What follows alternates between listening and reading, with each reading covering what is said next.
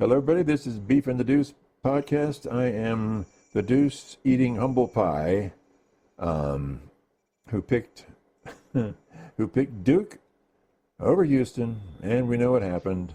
And the winner who picked Houston over Duke, who's now the GOAT. Beef, how's it going?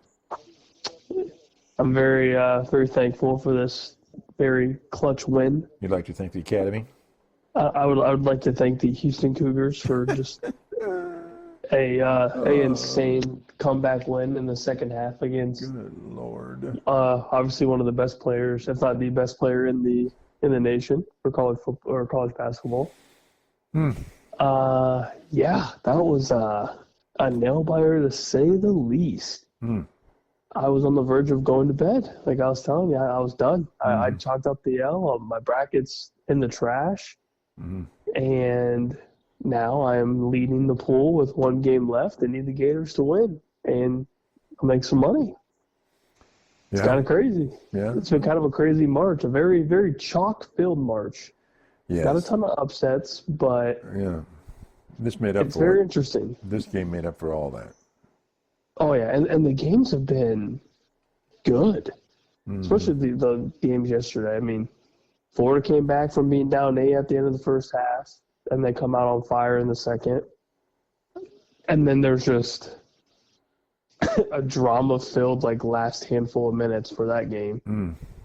And then, obviously, the Duke-Houston game, Duke's just obliterating Houston from on both ends.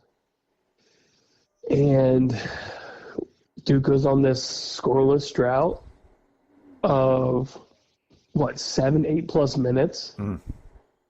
Houston capitalizes with the 3 ball, which they have been relatively good the majority of the season from behind the arc. Okay.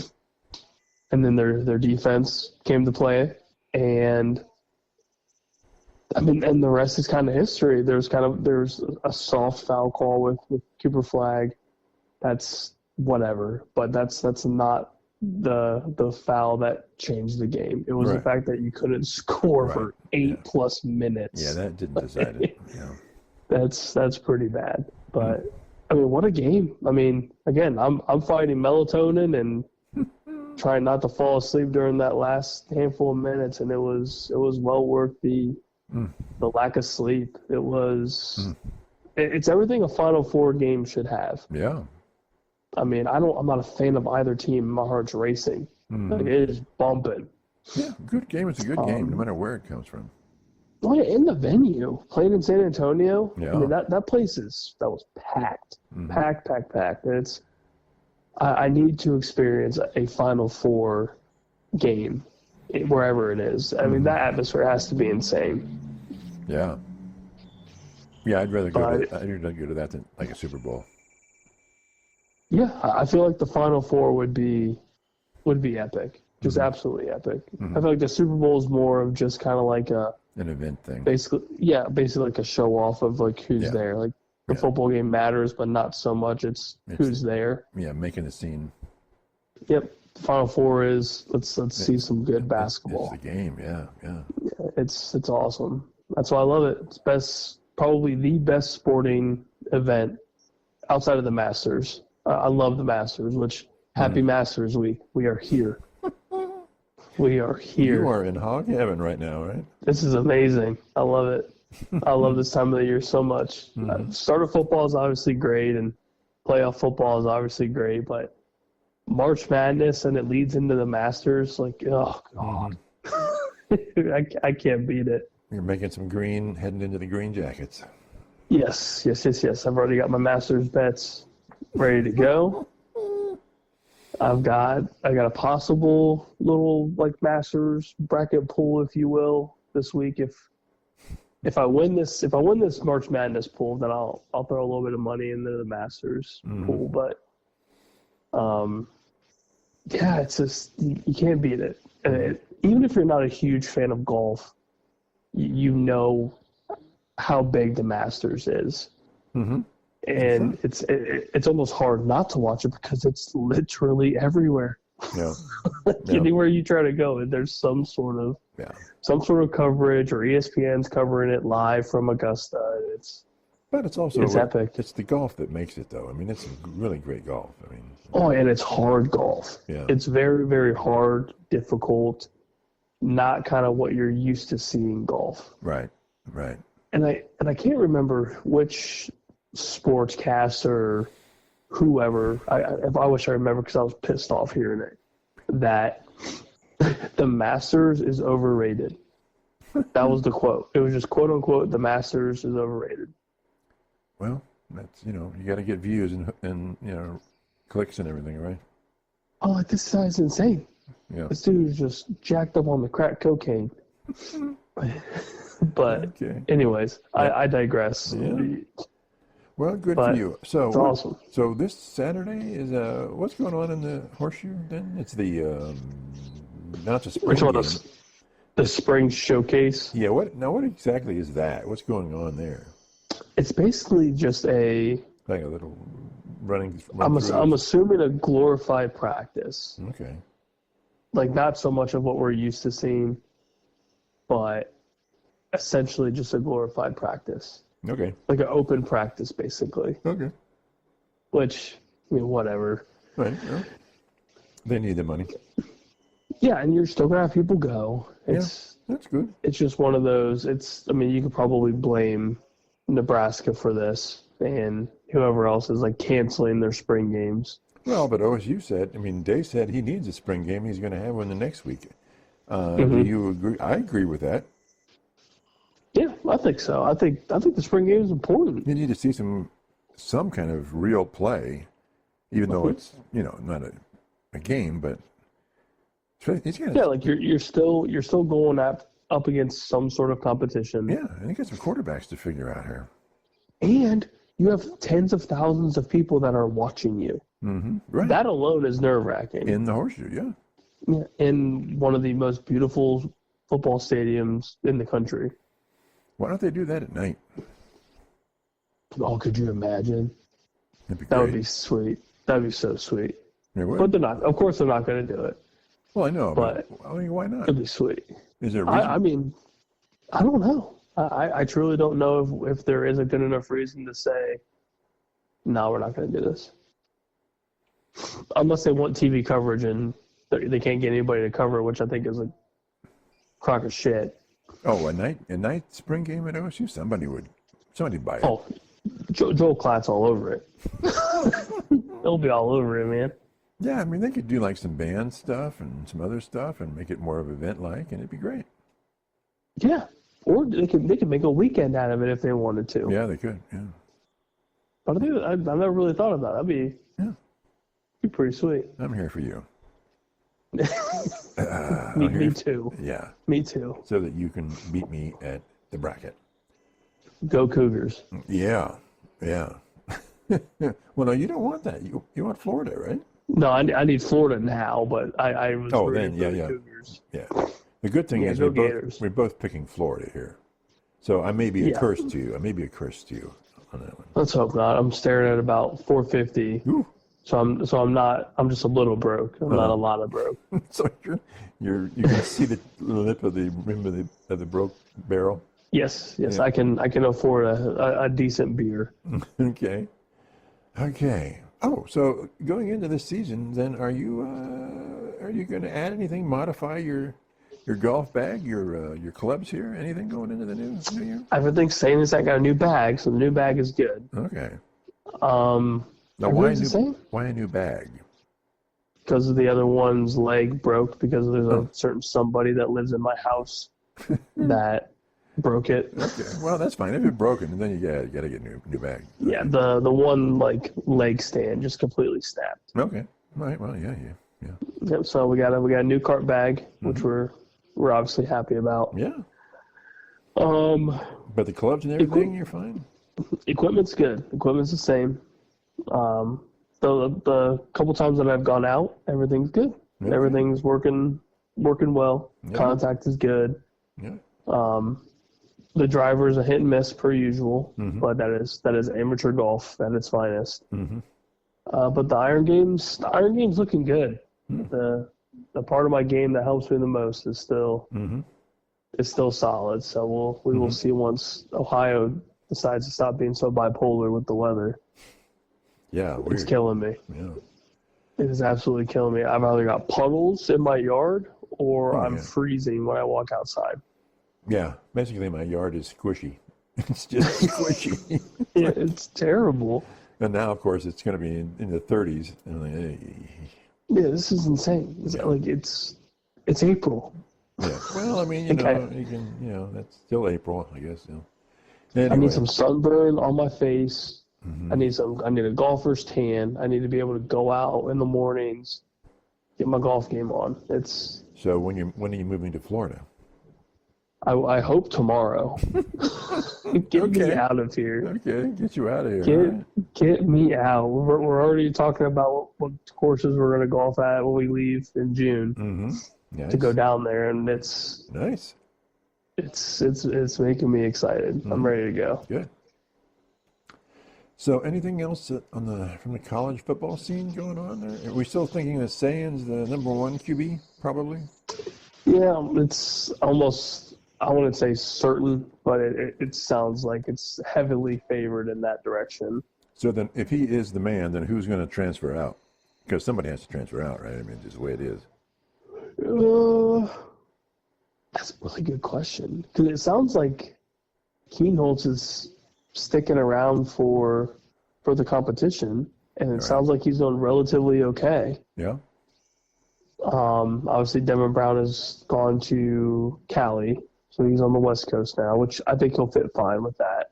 Okay. But yeah, I haven't really heard anything outside of the already transferred guys. Now, what about speculation? I've been hearing that they still might go into the portal to pick up a more established, more veteran quarterback.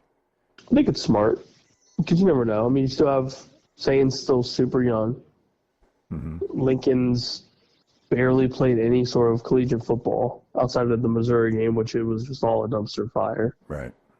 So yeah, I mean, you don't really have that experience factor that is basically a necessity going into a maybe sort of run it back mentality to win another national championship. Yeah, especially since your first game is Texas, right? Yeah, you're going up against Arch Manning, week one in the shoe. Yeah. It's not easy. Yeah, this is. And you lost. You're going to lose a lot of people on both sides of the football, so it's going to be. Yeah. It's going to be a very revamped team. Yeah, very revamped team. Are you happy with what you're seeing on the running backs? I think so. I think we've kind of grown accustomed to believing in who's on the roster or who's coming from the portal and seeing kind of the results almost immediately. Yeah. The last couple seasons. So I wouldn't say I'm worried about really anybody on the offensive side of the ball, because I feel like the offense is always pretty much geared up, ready to go. For the most part, obviously the Common Cord experiment was very hit and miss. But the defensive side, I'm more curious about, just because outside of Caleb, who else is going to step up? Right. Now, obviously, Caleb Downs stepped up big last year. Right. Who else is it going to be? That's kind of the big question. So do you think we're going to suffer from being disappointed somehow that this team isn't the team that was last year? Because last year was like a one-off 100-year type team. I mean, it's just. Do you think we're going to go, oh, they're not that good? I feel like if you are a legitimate, kind of level-headed sort of fan, OSU. You're not, yeah, which is definitely not going to happen. But at least for me, I'm not going into this season like, yeah, we're going to run it back. It's a great mindset to have, but I'm also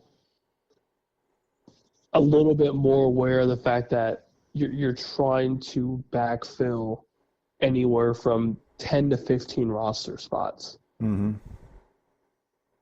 That's a lot. So who's the cream of the Big Ten then? Who's the top dog now? I mean, Isn't Ohio State going to be number one? I still believe Ohio State's one. Okay. In the nation? Number one in the nation, probably not. But I would say one in the Big Ten. Okay. A lot of people think they're going to be number one in the nation, but if they go into the season number one, then that's fair. That's absolutely fair because They're you the ended champs. last season as the Natty champs. okay. Yeah, I mean that makes sense.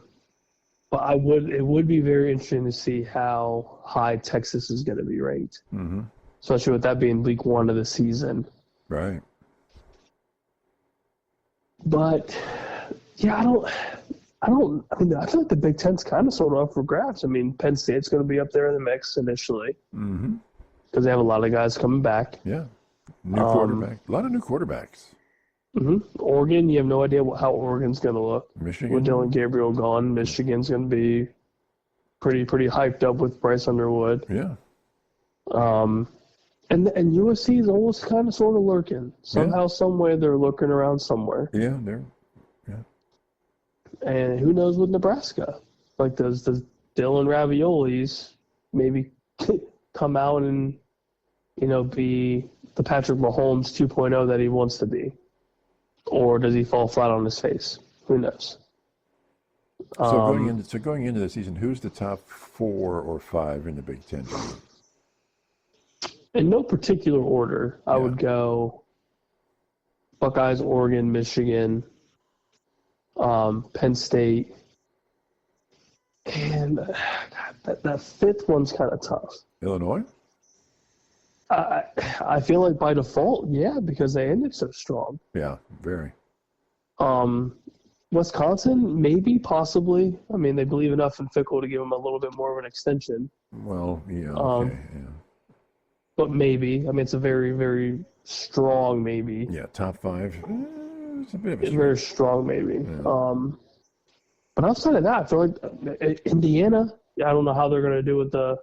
Well, they've got a whole new crew, right? I mean, they're just... Yeah, they're going to be starting over too. Yeah. So we don't know about good old Signetti and what he's going to do with a possibly new revamped team. What about the old Washington team out there? I'm not a huge believer. Okay. Not a real big believer yet. Okay. Obviously, coaching staff's still new, still fresh. But yeah, I would say top 4 easily are pretty much a given in no particular order. And I think 5's a coin toss for at least a couple teams. Okay. Makes sense, yeah. Okay. Anything else with the college game before we switch over to the NFL? Let's dive right into the NFL. Let's do it. All right. There's an article on CBS Sports, and it's called Setup. Well, I don't forget what it's called, but it's basically these people and coaches are set up for failure going into the season. Number 1 on their list is Sam Darnold with Seattle Seahawks. They've done nothing to improve their offensive line. Their offensive line was 25th in the nation. Basically no improvements. They gave away 2 wide receivers, Metcalf and Taylor. Lockhart are gone. This team is not the Vikings by any stretch. So they're saying Darnold's going to be in a world of hurt. I would say so. I mean, the offense is going to be obviously completely different than the Kevin O'Connell, very quarterback-friendly type offense. Yeah. And yet you don't have the Justin Jeffersons, the Jordan Addisons, the backfield that they had, T.J. Hawkinson. I mean, it's completely different. So good for him for getting paid. Yeah, get your money when you can. Yep. But it's going to be quite the learning curve. Now he's lucky that he has JSN. Now he's very fortunate for having him, and then they're probably going to draft some receivers coming up here in the next couple weeks. Yeah. They better. But yeah, it's slim pickings out there outside of JSN. Okay, so you would agree with him basically, yeah. Sam Darnold. Yeah, initially, as of right now, it's not looking pretty. Okay.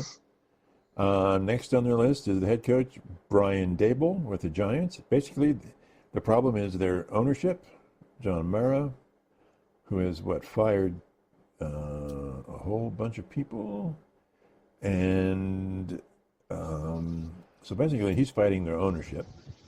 Mm-hmm. And they've got Winston and Wilson now for quarterbacks, but the owner Maro's thing was we got to get the quarterback of the future. Well, those two guys are not. Even as good as they might be, they're not the quarterbacks of the future. Mm-hmm. So, Dabo's between a rock and a hard place here, I think, don't you? Yep, I think it's basically just inevitable that he will get the boot. It's almost kind of like a placeholder, right, for maybe somebody better. But the Giants all along, at least for the last handful of years, it's just. I mean, outside of Dable's first year, mm-hmm. where they made the playoffs with Danny Dimes. Mm-hmm. I mean, it's just gone to hell real fast. Yeah. And like you said, it is management's problem. I don't think it's a Brian Dable problem, but I also think he's going to be the scapegoat. Yeah. For the management. Oh yeah, yeah. Management ownership doesn't have a problem. Never has. Just look at the Browns. Yeah. So I mean, the Russell Wilson signing for was it $20+ million? Mm-hmm. It's insane. Just insane. Mm-hmm. The Jameis deal, I don't hate. I truly think it's okay. But they got some money wrapped up in these guys. They got some money. Yeah, they get Tommy Cutlets. They gave him a 1-year deal. Mm-hmm. So I mean, they've got quarterbacks. I don't think they can fit another one from the draft. I mean, it's a cheap option, but are these quarterbacks really worth it? Yeah. That's the big question. Yeah. And you've got a couple that you can utilize, whoever's going to end up being the starting quarterback, which my assumption is going to be Russell Wilson initially. Yeah. But yeah, it's not just quarterback help they need. They need a lot of help. Yes, a lot. Everywhere. Yeah. It's just, all over the board. They're fortunate to have Malik Neighbors as a premier receiver. So that's obviously great for them. They've re-signed some other receivers that have been there for a minute. Mm-hmm. So that's good. But you need a lot more than just that. You need some running back help. Yeah. You need some offensive line help. You definitely need some defensive help. Yeah.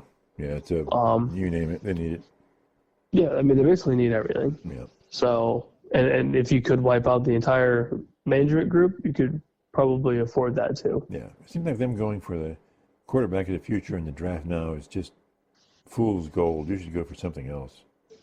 Yep, especially if you're a top 5 pick and you don't truly trade it. If you're not going to draft anybody that's there, trade it and stock up on picks, just like what we've talked about with the Browns. Yeah. Okay. All right. Hate to see this, but they're saying C.J. Stroud with the Texans. The O-line is terrible, and my favorite guy, terrible. Mm-hmm. He's the second most sacked quarterback in the league last year, and it seems like they haven't done anything to change that. So C.J. Stroud is going to have a hard way to go.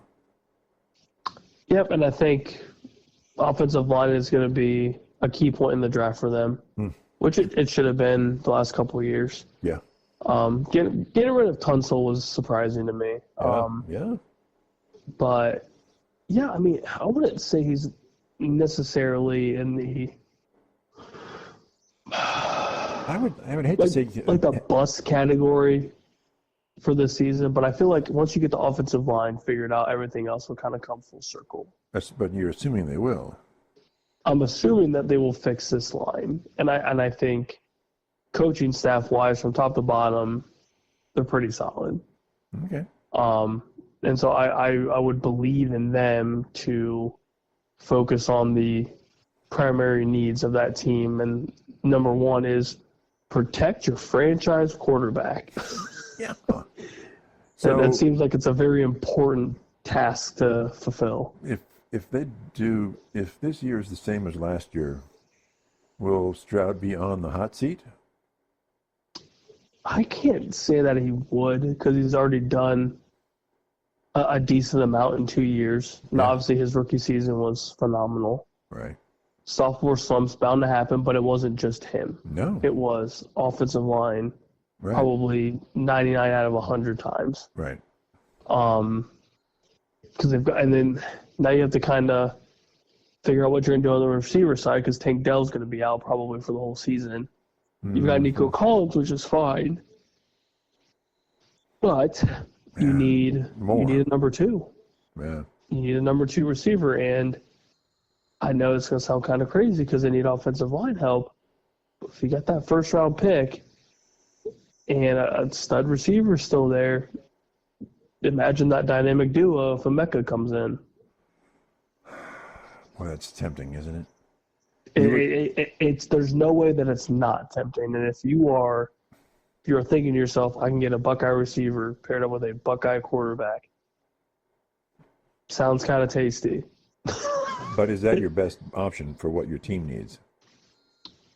Yes and no. I guess it depends. Because the Tank Dell situation, that leg injury is insane. Mm-hmm. Like if he does come back from that at 75% of when he was, that'd be a miracle. Mm-hmm.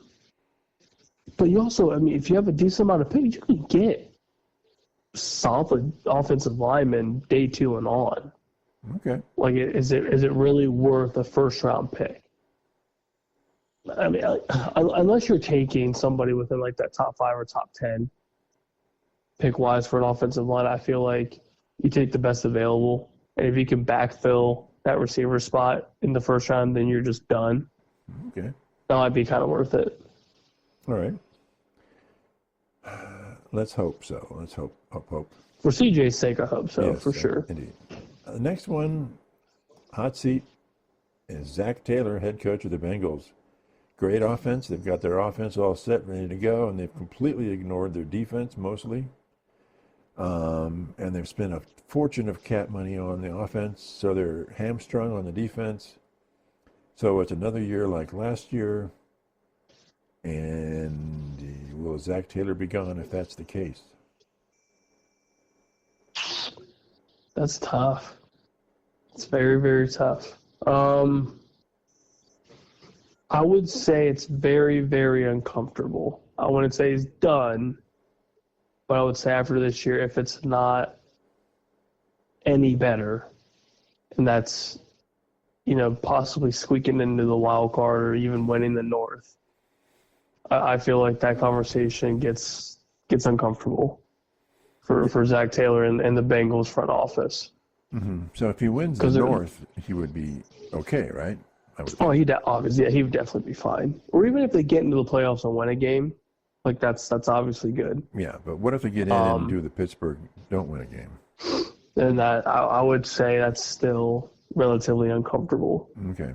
Because you've done what you've needed to do, at least on one side of the ball. Yeah. Oh, yeah. Which again, I mean, at the end of the day, that was probably the best option.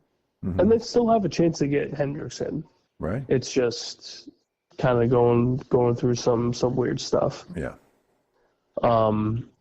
But yeah, I mean, you've got the dynamic trio for the offense. Mm-hmm. Chase Brown's going to be a stud running back going into his second year as a full-time starter. Mm-hmm. Offensive line still needs some work, which we've known that for years. Yeah. But you've re-signed Mike Gesicki, who ended up being a pretty solid target for Joe Burrow in that short to intermediate, side of the ball or side of the field. So now it's the defense. What can you do with this defense so they're not just complete Swiss cheese? Yeah. No, maybe they focus on that in the draft, and maybe all's good after that. Mm-hmm. But yeah, I mean, if they don't do much of anything this season, especially if they miss the playoffs, that's a very uncomfortable conversation. Yeah, I would think so. Okay, next one, and this is sort of weird, but they're saying it's Michael Penix with the Falcons, and basically it's because if they keep Kirk Cousins and he's lurking on the team, what's going to happen when Michael has some growing pains and is not doing well? Is it just, so they're saying from Michael Penix's point of view, it's best that Kurt moves on. Oh, absolutely. Absolutely, because then there's no pressure. There's Right. absolutely no pressure, at least for the next couple seasons, for him to develop and not have to. He's the man. Yeah. Yeah, he doesn't have to look behind him and see Kirk Cousins over there just lollygagging around, who's already had pretty good success in the NFL. But it seems like the Falcons like Kurt where he's at. They're like, we like him. We like the money, and we like it. And he's under contract, right? Yeah, I mean, I still find the Kirk Cousins stuff just weird. Yeah. Some weird But quarterback stuff. I do think eventually he ends up in Cleveland somehow, some way. Because there's no way you're paying this dude all that money just to have him be a backup. There's no way. But he's great. He's great insurance. It's phenomenal. He'd be the best backup quarterback you have in the league. Right. But yeah, I find it weird. I feel like you can get a decent amount out of him depending on where he goes. Like if he does go to Cleveland, I feel like you can bring in some picks or at least a decent pick. So I don't know. I just find it very, very strange. Yep. Okay. Bill Callahan, head coach of the Titans. Boy, would not want to be working for the Titans right now. They fired two GMs and a head coach in the last 2 seasons. And they've got problems, big problems. Yeah, I would say that's an understatement. Okay, I'm trying to be fair about this. I would say that's a pretty big understatement. It's like he's set up to be fired.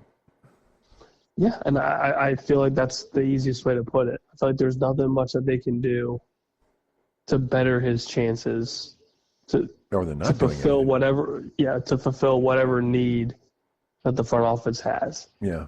I mean, they're going to get the quarterback probably, almost inevitably, right? But again, that's the great quarterback with a shit team. And guess what happens to those teams? Let's talk about the Browns and others, but mostly the Browns, Yeah, and there's not much to go with. So if you think a quarterback's going to fix all your problems, you're absolutely wrong. Yeah. But I mean, obviously, we are just civilians out here. We don't know anything. Right, we don't know anything. But I mean, I just, would not want to be his banker right now. No. So that's it for that. Anything else that you can think of on the hot seat going in that you think is looking bad for a player or a head coach? A lot of head coaches, really. Because don't they typically, I feel like they lose 6 to 7 a year? Yeah, give or take. I mean, I would say Dak's still in the hot seat. Just with the money. I mean, you're obviously getting paid a stupid amount of money. You're coming off of pretty significant injury, and you're losing all this weight. You're trying to be, ready for week 1 or whatever. But I feel like there's always going to be a little bit of warmth under that seat to try and produce the offense that you can do and that Jerry Jones wants you to do, but the public believes that you can't do. If that makes any sense. Yeah. What about? So I feel like that's definitely one of the. I guess if you're looking at position players, that's definitely one of them. Yeah. What about? And it's sort of unfair for him or to him. But what about Tomlinson with the Steelers? If they have the same kind of season, which was a successful season, they made the playoffs again, right? And they lose in the first round. What are they just going to keep rinse and repeating that? Yeah, I don't know. I feel like it's just so hard to fire somebody of that stature. Yeah. Because he's done it for so long and he's done it so well. Yeah. And he did it with a team that was pretty much ass. Yeah. So I feel like if he has a chance to do something with a younger quarterback and develop the team the way that he wants to, or revolve it around this new quarterback, whoever it may be, I I feel like it'd be beneficial, and I feel like they'd be fine. So what about if you're the owner of the Steelers, or the GM, whoever makes that decision? As we've talked about before, as soon as if he were to get fired, he'll get hired almost immediately. Oh, within a week. So do you want to be the guy that fires the guy that goes to another team and wins a Super Bowl? Or, it's like, Nope.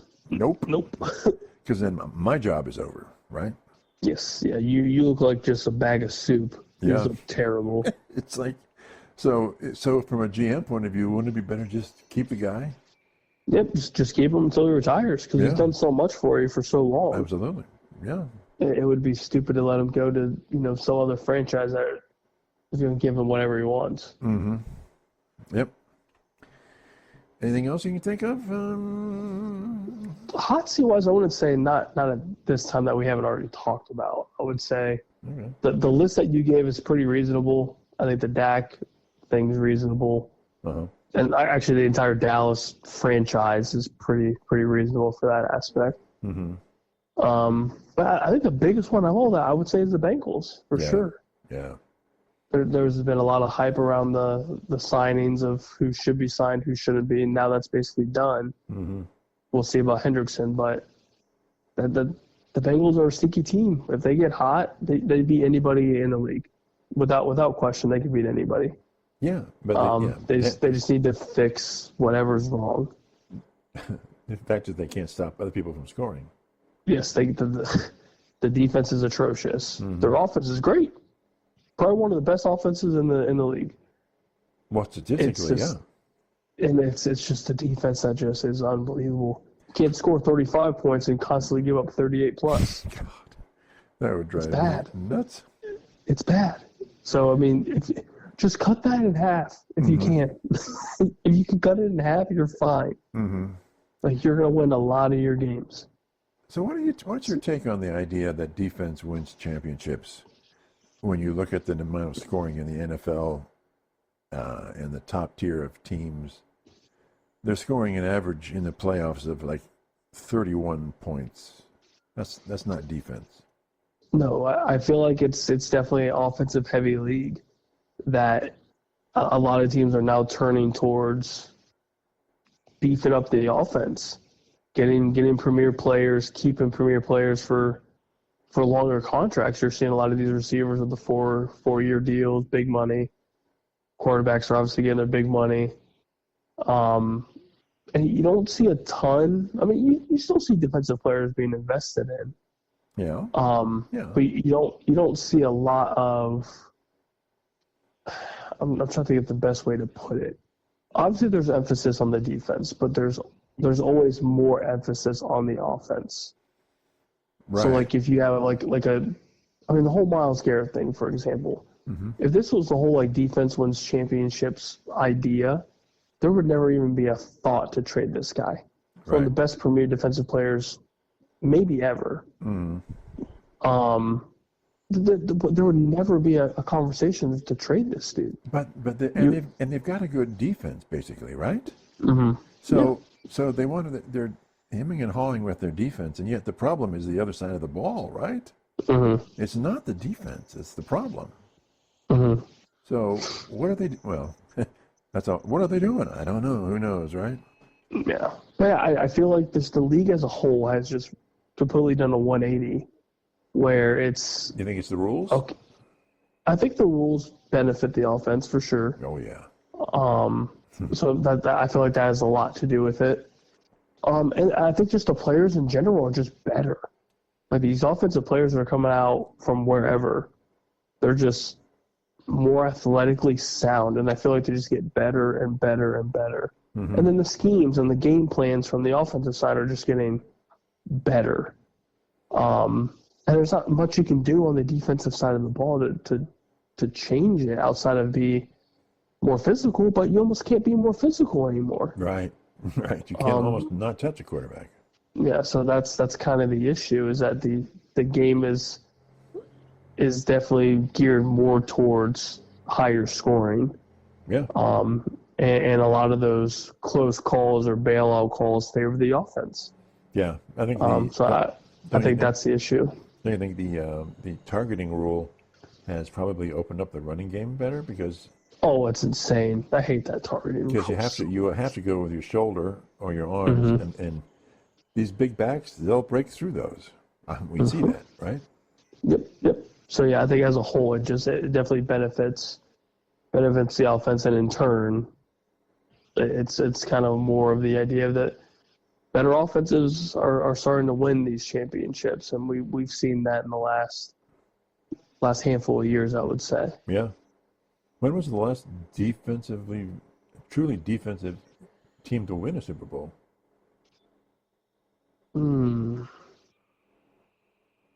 First one that comes to mind is Flacco with Baltimore. But he also kind of balled out a little bit. But that's a long time. Well, relatively a long time ago, right? Yeah, a little bit. That's tough. That's very, very tough. I'd have to sit there and stat line it up, but I would say maybe. Well, you can't even say Seattle when Russ was there because you had the Legion of Boom, but that offense was still really good. Yeah, bunch of no names, but they were still a good offense. What about Philly? Got a tough defense. Really good defense, but they also had a really good offense. Yeah, they got some good people on offense. And Peyton Manning, when he was with Denver, it was kind of the same thing. It was very 50-50. Yeah. So, yeah, I would say that if it was more heavily weighted on the defense, maybe the Baltimore team with Flacco. Maybe. But Flacco also had his game where his 2 games were balled out. Yeah, he had some stats. Yeah, so it's tough. I'd have to really sit and look through it. That's a good question, though. I know. We'll have to bring that up for next time. That's going to take some time. Yeah. Okay. Next time, do you want to do our mock drafties? Let's do it. All right. So we can do that for next time. We'll start with the some of these I don't agree with, but I don't know anything. So. None of us do because we're not management. That's going to be on Friday's edition. So. Thanks for listening. Thanks for watching. Check us out on the YouTube, which you kind of have to if you're checking this out, and Twitter. You've got that Twitter thing humming. So trying my best. Trying. I know you're going to be Mr. Humble on Twitter coming up. Always. Okay. Talk to everybody later. Bye.